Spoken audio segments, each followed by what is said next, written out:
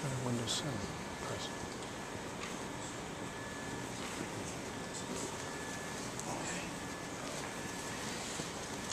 All right, well, I'm going to back up a little bit from where Tom was at. I'm going to tell you about, first expand just a little bit his remarks about what physics was at the time. It's amazing, we had a lot of tools. We had the Schwinger action principle, which maybe many of you have never heard of, but essentially the same thing as a Feynman path integral. There was a beginning of the realization that group theory was really, really important. It was Johann Zweig flavor SU3.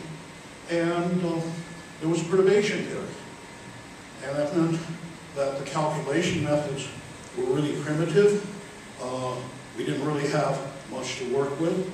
There was an alternative of S-matrix theory, which had promise, and in fact was dominating many universities, particularly on the West Coast, because there was very much the feeling that we were never going to get anywhere with quantum field theory.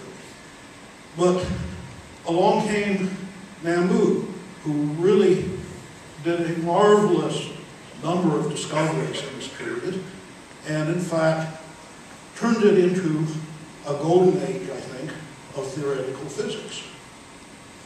Now, as Professor Englert has explained to you, he introduced a model which involved 4 Fermi interactions. The only thing that people knew about how to deal with these at that time was to expand them in perturbation theory. The first order expansions with the right interactions gave a very good explanation of the weak interactions. And everything else after that, you could see, became absolutely, hopelessly, horribly divergent, and there wasn't any chance of using any of the renormalization techniques to make the theory look like it was reasonable.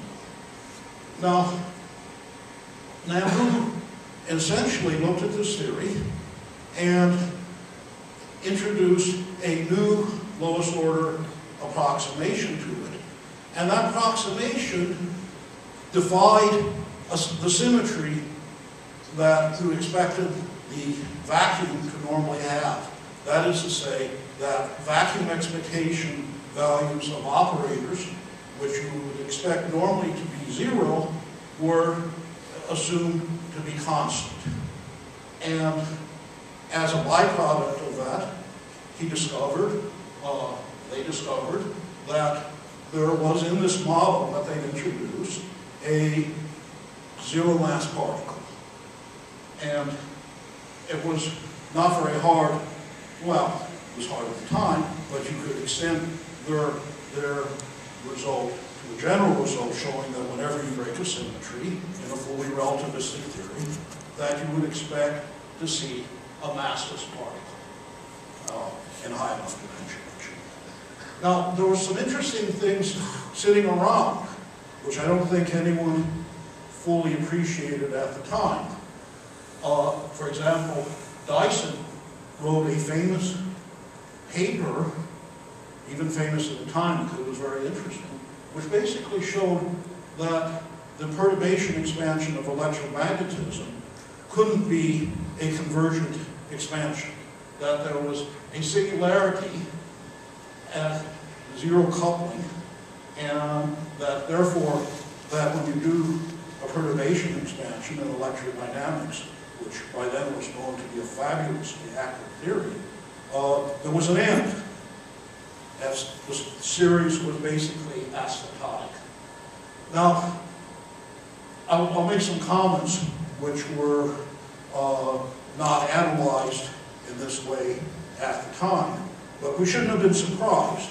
Our vision of how to solve quantum field theory had been very much drawn to the problem of the infinities that occurred in perturbation theory, and until Nambu and collaborators started looking at other interactions.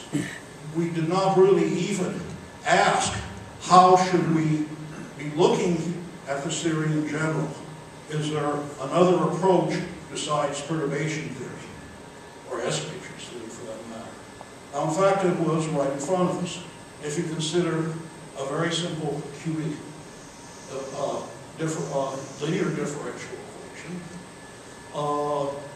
you know that how many solutions is it? In general, you expect to see 3 independent solutions. Now, now I wrote the equations in terms of a source. If you write for that differential equation, if you write an integral representation, you see this form right here, which you will recognize looks just like the Feynman path integral for a theory with fourth interaction, but you notice there's no derivative terms in it, and in fact, it's what's called a zero-dimensional quantum field theory, right? It's just an ordinary differential equation. But what's interesting about this differential equation is, of course, you can solve the differential equation, at least formally in terms of special functions. You can count the number of solutions, as I said, 3. Similarly, with this integral, you can do the same thing. Now, if you do what people usually do and say the integral's from 0 to infinity, you only get one solution, right? And what's wrong? What's wrong is that you really need to consider integration through the complex plane and look at the possible values of this integral, which in the end are combined to give you, in this case, a real answer that is consistent with what you expect to see. And it's easy to see the 3 possible paths for this integral which satisfy the differential equation. And associated with those paths, another way of looking at it, if you look at those paths, if you look at that integral and evaluate it by a stationary phase approximation, it has 3 stationary points. And the result is they correspond to 3 solutions with a differential equation. You notice one of them has phi equal to 0. Now, this is a field theory, that means no symmetry breaking. And in fact, it corresponds to a perturbation expansion about the origin. On the other hand, there are 2 other solutions, and where phi is definitely not 0. Now, this is a zero-dimensional solution. However, you can formally expand this by dimensional extension to any number of dimensions, adding terms, as you might expect you have to do. And you would expect that for this simple zero-dimensional quantum field theory, if you have 3 solutions, as you start adding more points and connecting them, you're going to have at least 3 solutions and potentially an infinite number as you go to an infinite dimensional space. What does this tell you?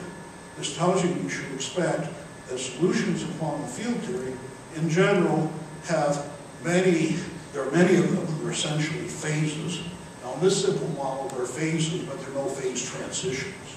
But you get the flavor that something interesting should be happening. Now in fact, I see this 100-foot range guarantee is not necessarily valid. Okay, now as you expand this object to 4 dimensions, you of course find the Goldstone theorem and the analog phi to the 4th theory. It's a generalization.